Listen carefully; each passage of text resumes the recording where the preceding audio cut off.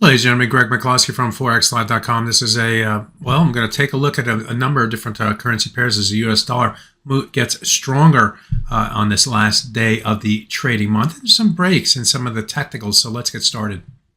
Let's start by taking a look at the granddaddy of them all, the euro versus U.S. dollar. And as you can see, the price fell below the 200-hour moving average. We talked about that earlier in the morning Kickstart video.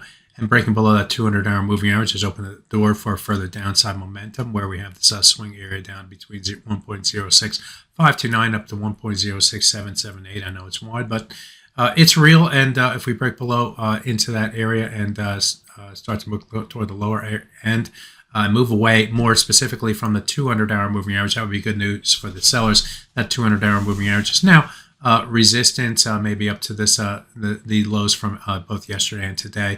Earlier today at 1.0689. Use that as a close risk level for traders in that currency pair. Let's take a look at the dollar versus Swiss franc next. And this is on the hourly chart for this currency pair. And you can see our ceiling area right through here, where we had a number of different swing highs, was finally broken. This ceiling area came between 0.91469 and 0.5 or 9156, and the break of that level right here gave the buyers to go ahead to push to the upside. And since that time, we've seen the price move up about another, looks like 25 or so pips to the upside, trading up to 0.9184. Currently, trading at 0.91798. Take a look at the daily chart for this currency pair. The next key target comes against the 50% retracement at 0.9239. That level also corresponds with these highs, which came in between that 50% retracement. One of them is at 32. The other one is at around 44. And then we have a high price going back here, which is also near the 39 level. So that is the magnet for the dollar versus Swiss now that we've gotten outside of this ceiling area up at the 0.91456 level. The next currency pair I'm going to take a look at, New Zealand versus U.S. dollar.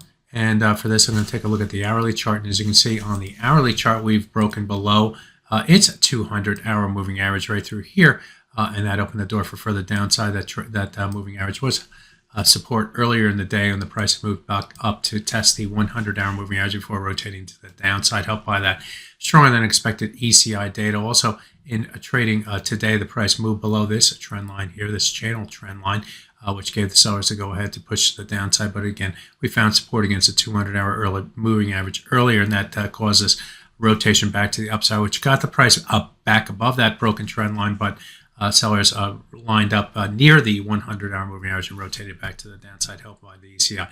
We are testing or looking to test this swing area at 0.5891 to 0.5901. If we break below that level, that opens the door for further downside momentum on with the low prices from April down at 0.5851 is the lowest level there. It would, for sellers looking for more momentum, it would take a move back above the 200-hour moving average at 0.595 or 30 to increase the bullish bias.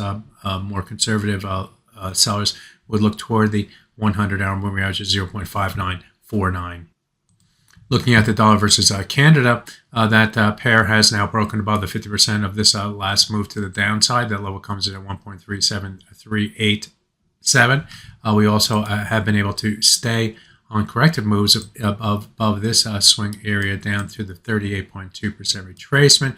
That area was defined by a number of different swing highs and swing lows, for that matter, going into this area right through here, fell below the level, used the level as resistance, before breaking to the upside. And what I like is this lows right through here, found support within this area before moving to the upside. We are looking to test a 61.8% retracement at 0.3764 on the top side. If we get above that level, it increases bullish bias. It would take it now a move below the 50% retracement line at 1.37387 in the short term to disappoint the buyers looking for more upside in the dollar versus Canada. Finally, I want to take a look at the sterling versus U.S. dollar. And this currency pair maybe a little bit less reactionary, but still trading back down toward the lows for the day, and in the process we are breaking below or trading below the 100-hour moving average. It's probably a little early to say it's breaking, but it is breaking.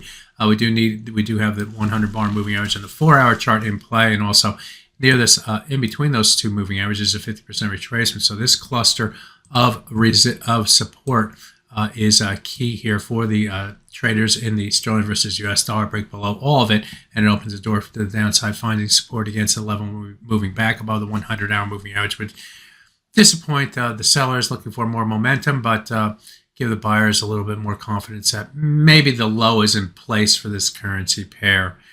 But we'll see, because the dollar is getting stronger, and we do have that FOMC rate decision tomorrow, which more and more people are talking about. Oh, what if the Fed were to say that the risks are balanced, or there's a symmetrical risk between a cut and a hike?